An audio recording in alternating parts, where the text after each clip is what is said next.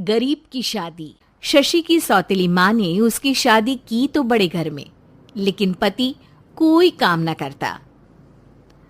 आप ससुर जी के साथ काम पर क्यों नहीं जाते? हाँ जाऊंगा, लेकिन कल से। आज जरा मैं दोस्तों के साथ घूमने जा रहा हूँ। शशि के 2 बच्चे होते हैं, लेकिन रमेश का हाल वैसा का वैसा ही रहता है। एक दिन, सुनिए ना, बच्चा रो रहा है, इसके दूध के लिए पैसे नहीं है। अरे तो पिताजी से ले लो ना। क्यों? अगर आप में कमाने की क्षमता नहीं थी तो शादी क्यों की? तभी घर आई बड़ी ननद बोल पड़ती है। आहा, तुम्हारी माँ को साफ साफ कह दिया था कि लड़का ना कमाता है ना कभी कमाएगा।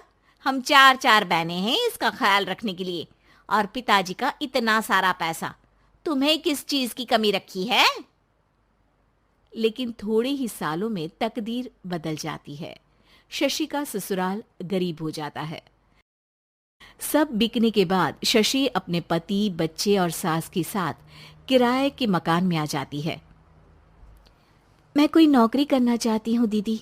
अरे इतने बड़े घर की बहू थी शशि, तुम नौकरी करोगी? नहीं नहीं नहीं नहीं।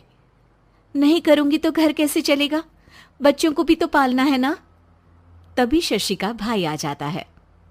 शशि, ये ले राशन का सामान, किसी भी तरह की कोई भी जरूरत हो तो बताना। भाई, अब मैं नौकरी करूंगी। देख बहन, वैसे तो मैं तेरे साथ हूं, लेकिन हाँ, मैं ये भी चाहता हूं कि तू अपने पैरों पर खड़ी हो जा।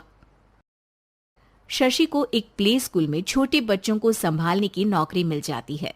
एक दिन, शशि, मेरे स्कूल को अब तुम संभाल लो, मैं कुछ दिनों के लिए अपने बेटे के पास जा रही हूं। लेकिन प्ले स्कूल अकेले मैंने कभी नहीं संभाला है। अब ये सब मैं नहीं जानती। इतने महीनों में तूने जो देखा, बस पूरे आत्मविश्वास के साथ उसे करना।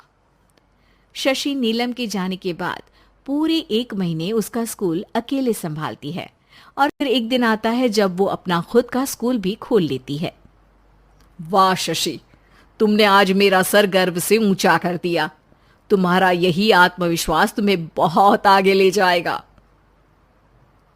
नीलम, बहुत आगे जाने की चाह नहीं है, बस ये छोटा सा स्कूल मेरे बच्चों की अच्छी शिक्षा में मेरी मदद करे, यही मैं चाहती हूँ। शशि थोड़े थोड़े पैसों से ही अपना परिवार पाल रही थी। एक दिन उसके घर उसकी बड़ी ननद आती है। अरे भाभी, घर में कूलर तो लगा लेती, मेरी माँ को कैसे पंखे में लिटा रखा है।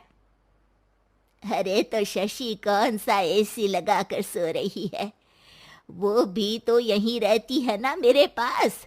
ज्यादा यहाँ आकर मेरी बहू को परेशान ना किया करो। हाँ, मुझे भी शौक नहीं है इस छोटे से घर में आने का।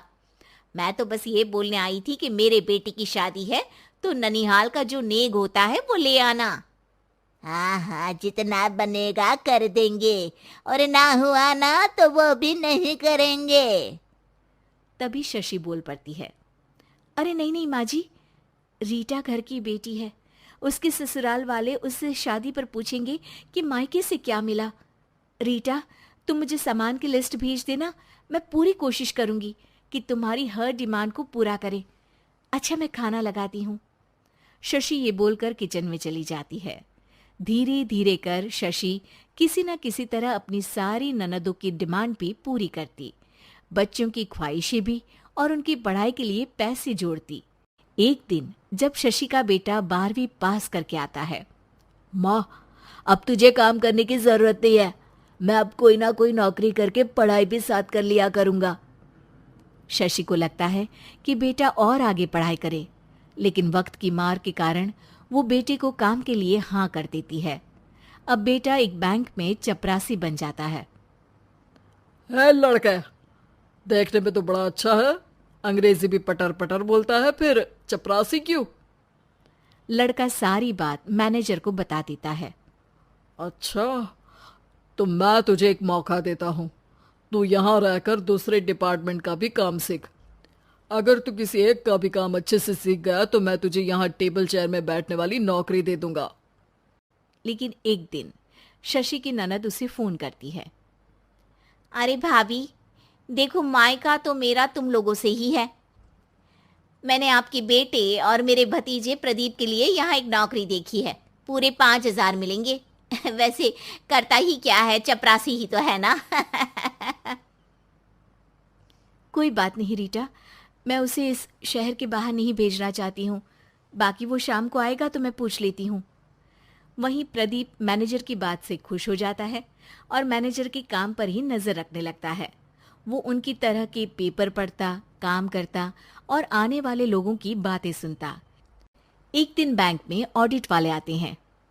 ये गलत है, पूरी बैलेंस शीट नहीं मिल रही है, कहीं ना कहीं गड़बड़ है। ए मैनेजर, क्या करते हो? बैंक के पैसों का हिसाब सही नहीं है। मैनेजर के पसीने छूट जाते हैं। तभी प्रदीप वहां जाता है।